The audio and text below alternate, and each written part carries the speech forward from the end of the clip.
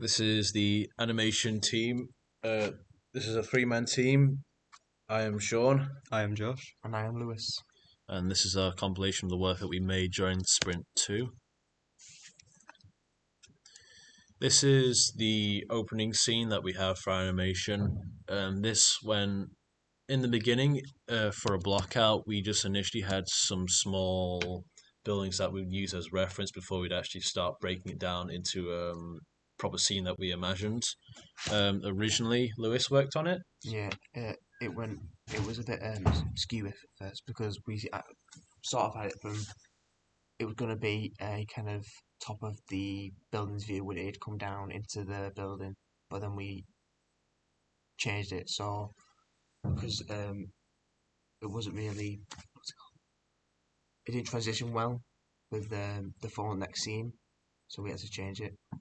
And you needed help with that, so Yeah. I came in and did the buildings that you can see here.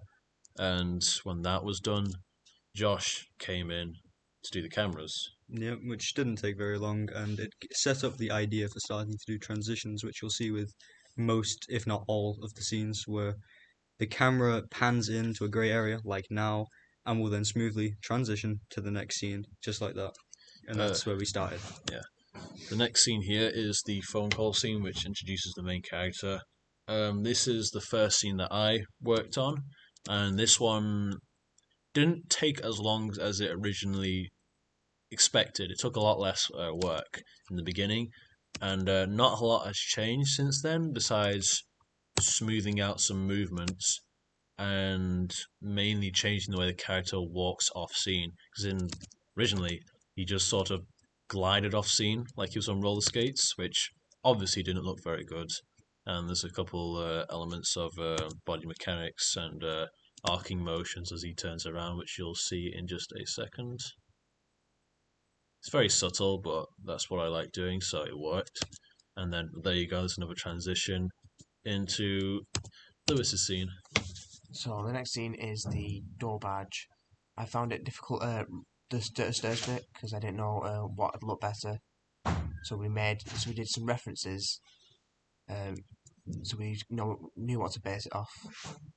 I'd say this scene in particular has taken the most time and effort to make, mainly because none of us really knew how to animate someone coming down the stairs and opening the door in a hurry.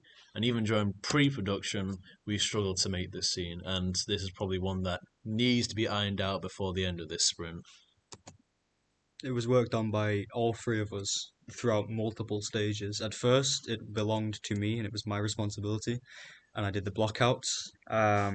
Then, after a lot of attempting to figure it out and struggling trying to animate it, me and Lewis agreed to swap scenes in the sense that I would then do the fight scene and he would work on this.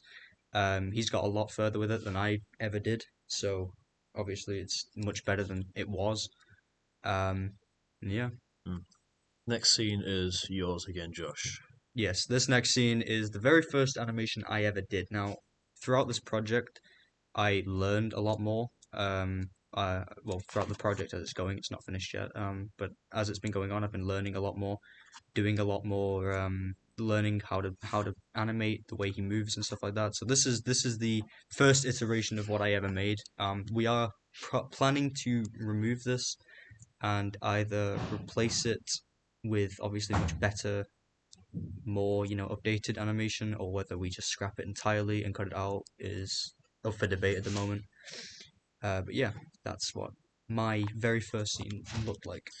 And transitioning directly from that scene is my scene just before the fight scene that Josh made, which Lewis made originally. And this is the cornered bit where the character runs into the alleyway, realizes he hits a dead end, and after a little bit of looking around, turns around, and the antagonists, which are colored in red, come in and obviously corner him. This scene, I only ever did two scenes on my own, and I'd say this one took the longest, mainly because there's a lot more. This and Josh's scene, these are the two scenes that have a lot going on, mainly because there's three characters in this, and throughout all these, we initially agreed that we wouldn't want to overcomplicate things. We didn't want to put too much effort into something that didn't really matter, or it wouldn't have a bigger impact on our work. But this one in particular, the fight one, did take quite a while. Initially, I just started work on the character in grey to the left and have him walk in and do his motions and turn around. And then Josh came in to do the camera work, which is used throughout all of our animations so far. So Yeah, this is where I started work on cameras. This is where I initially found out that I was decent at it and decided to continue pursuing it throughout the rest. So, in the beginning, although the animation looked good, at least in our eyes, the scene was very bland, and watching it from a fixed perspective was quite boring. So, I decided to play around with the cameras. This is the finalized result, and it shaped the path for me becoming the group's cameraman. Um, and so throughout every animation, aside from I think one or two in this entire project, my camera work has been present somewhere. yeah, that is true. And then here is the fight scene. Now this scene has undergone that many variations and that many changes that it's unrecognizable from the first iteration.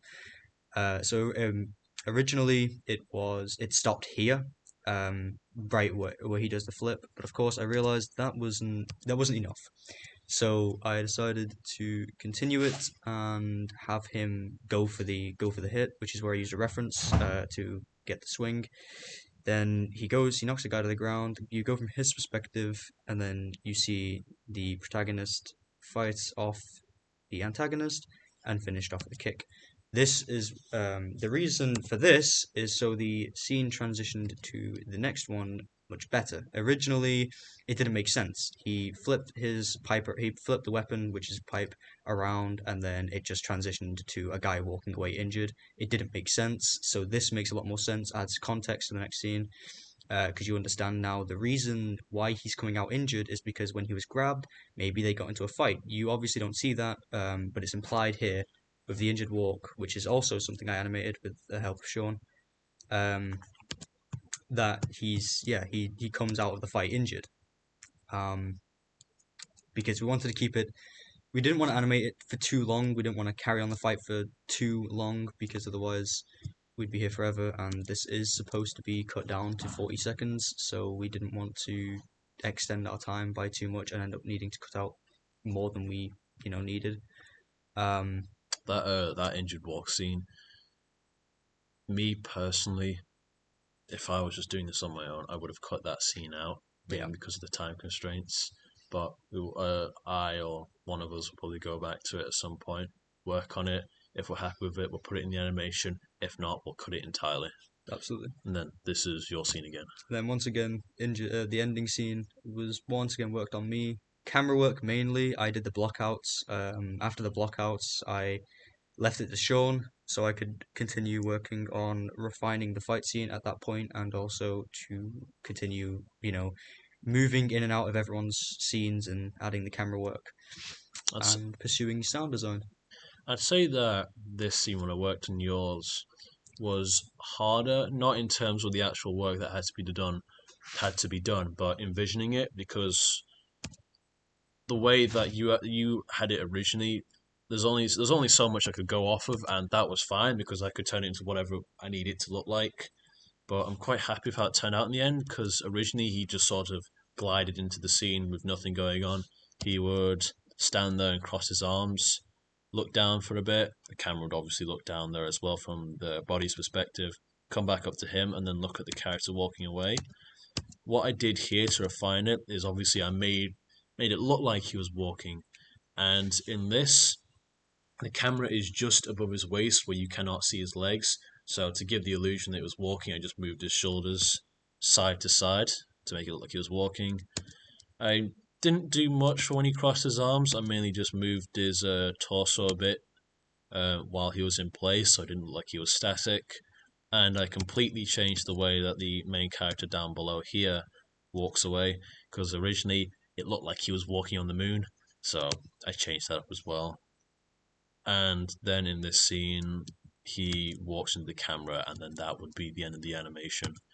What was it that you said that you wanted for when he walked into the camera? So originally, a lot of media involving, trailers or antagonists coming towards the end of the animation or film, whatever. A lot of the time, you'll see the camera, and you'll see the character walk into the camera, which will then either serve as a transition or would serve as the ending for, whatever it was. So I thought I'd adopt that tradition and do it here because I thought it fit quite nicely. It's then open to kind of interpretation because you don't see what he does next. He could be following the protagonist. He could be walking away. No one knows. He walks into the camera. That's it. That's all you get. Which then of course sets us up to then continue this animation if we obviously do. Um, a lot easier because there's no kind of set path we have to take. We can then take it wherever we want. As long as the antagonist is following the protagonist, it doesn't matter. Yeah, and that, unless there's anything else that any of you want to mention, no? I'd say that is everything we've made up to Sprint 2, and we're obviously going to continue this into Sprint 3, and it's only week 2 right now. I think the last notes that we'd probably want to say is that this is obviously not the final animation. There's still body mechanics that need to be implemented into these scenes, and there's obviously a lot of refinement that needs to be done here and there. Some scenes need more priority than others. Some can be can be done at a later date. But besides that, that's our work, and that's Sprint 2's compilation that we have made.